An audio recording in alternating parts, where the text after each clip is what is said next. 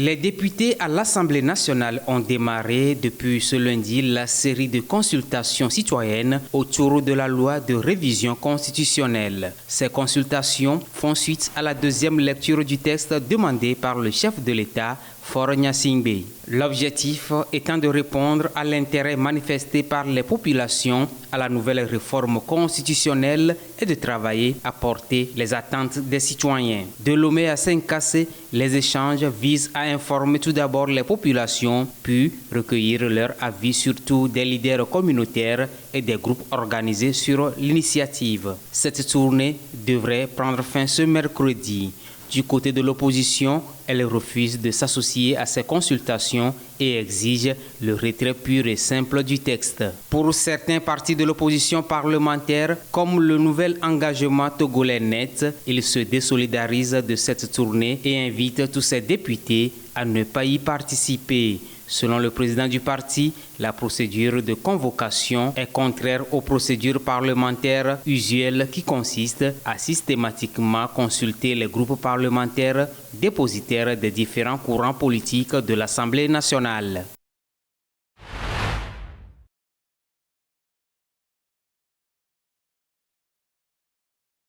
Suite à l'adoption d'une loi révisant la constitution togolaise, des partis politiques et des organisations de la société civile avaient décidé de manifester le 11, le 12 et le 13 avril pour s'opposer à l'initiative de révision constitutionnelle.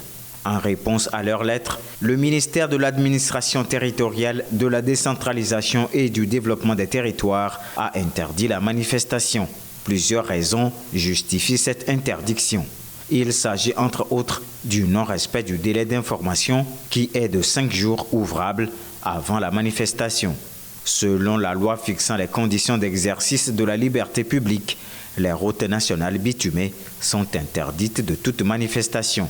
Cela va de même pour les axes et zones proches des institutions de la République, des camps militaires et des camps des services de la sécurité, ainsi que des axes ou zones où se déroulent de fortes activités économiques et commerciales.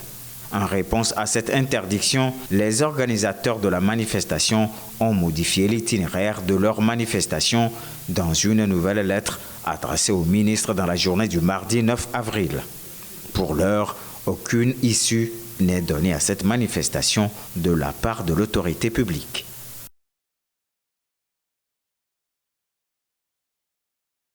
Un drame a frappé la communauté de Lomé, plus précisément celle d'Avidji, le dimanche dernier, avec le récent décès d'un jeune homme dans la retenue d'eau d'Avidji, située derrière l'église évangélique presbytérienne et près de la maison des jeunes du quartier.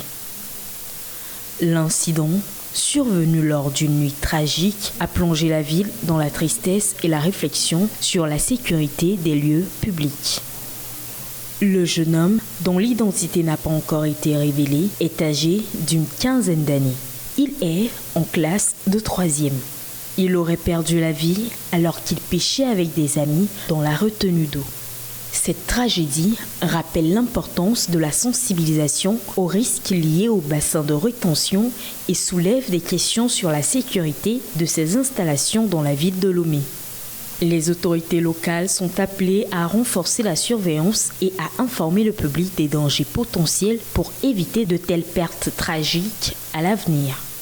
La communauté locale pleure la perte de ce jeune homme et espère que les mesures concrètes seront prises pour prévenir de tels incidents à l'avenir.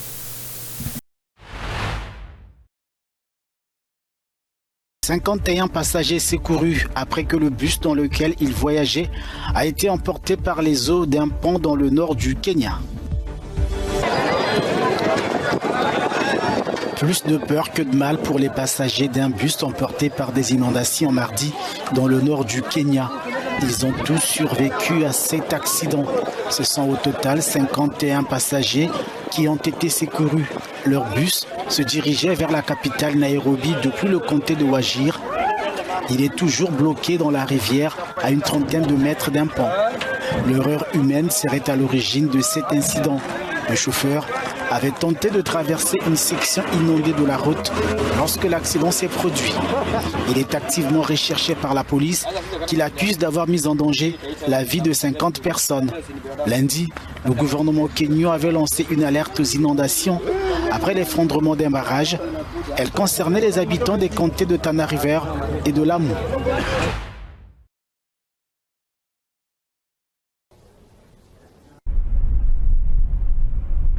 Dans un rapport publié mardi, l'Institut américain pour la paix pousse pour une entrée fracassante des États-Unis dans l'univers des minerais essentiels en Afrique.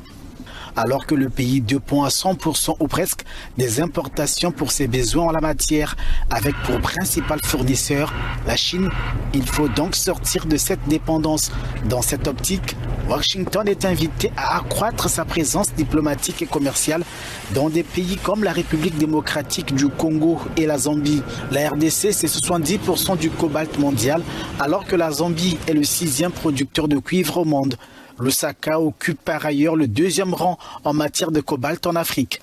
Les experts américains recommandent la signature d'un protocole d'accord entre Washington et ces deux pays africains. Il faciliterait les investissements des entreprises américaines.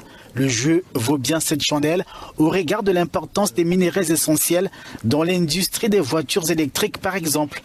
Mais le pari est loin d'être gagné au regard de l'avance prise par la Chine. Le Vatican a formellement fait part de son opposition à la chirurgie d'affirmation de genre et à la gestation pour autrui, les mettant sur le même plan que l'avortement et l'euthanasie.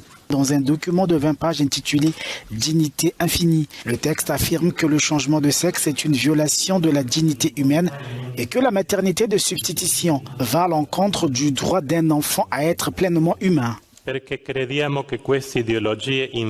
Parce que nous croyons que ces idéologies, au lieu d'aider à reconnaître la dignité, appauvrissent une vision humaniste où l'homme et la femme sont la plus belle combinaison dont la plus grande différence que l'humanité contient.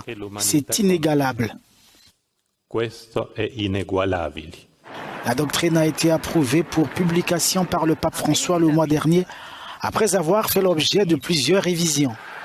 Les défenseurs des transgenres et de la maternité de substitution ont condamné le texte, le jugeant dépassé, nuisible et contraire à l'objectif déclaré de l'Église de reconnaître la dignité de tous les êtres humains. Ils craignent qu'il n'alimente la violence et la discrimination à l'encontre des transgenres.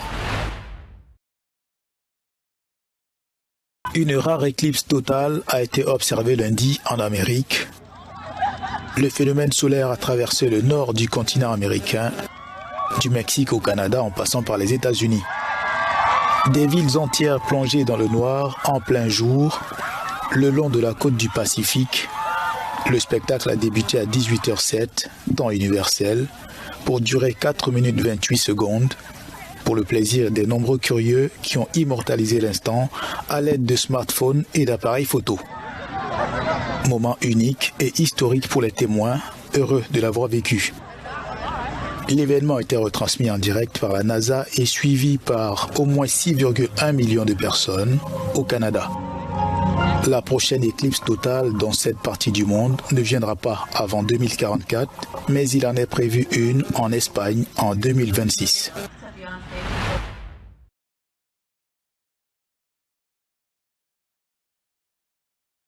La question de l'adhésion de la Palestine à l'ONU doit être examinée par le Conseil de sécurité fin avril. En 2011 déjà, sa première demande avait été rejetée. Je vais formellement saisir le comité d'admission des nouveaux membres pour qu'il étudie au cours de ce mois d'avril la demande de réexamen de la candidature de l'État observateur de Palestine. En l'absence d'objection, il en est ainsi décidé. Jusqu'à présent, l'autorité palestinienne ne bénéficie que du statut d'observateur au sein de l'ONU. C'est pour la première fois que son dossier sera examiné.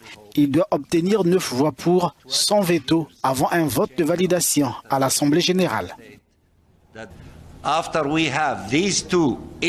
Lorsque nous aurons ces 2 membres à l'ONU, cela nous permettra d'ouvrir progressivement la porte de la paix. Nous espérons que le Conseil de sécurité, qui est chargé du maintien de la paix et de la sécurité internationale, permettra à cette porte de s'ouvrir légèrement dans le sens de la mise en œuvre de la solution à 2 États qui nécessite la fin de l'occupation et l'indépendance de l'État de Palestine. Aujourd'hui, c'est un moment historique. Mais pas pour Israël, opposé à une solution à 2 États. Reste à savoir si Washington utilisera ou non son veto lors de l'examen du dossier au Conseil de sécurité.